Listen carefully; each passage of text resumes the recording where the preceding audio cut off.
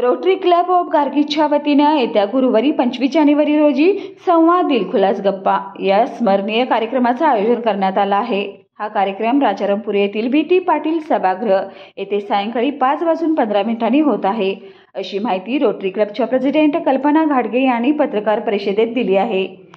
Rotary क्लबने आतापर्यंत सामाजिक बांधिलकी जपत अनेक वेगवेगळे विधायक उपक्रम राबवले आहेत।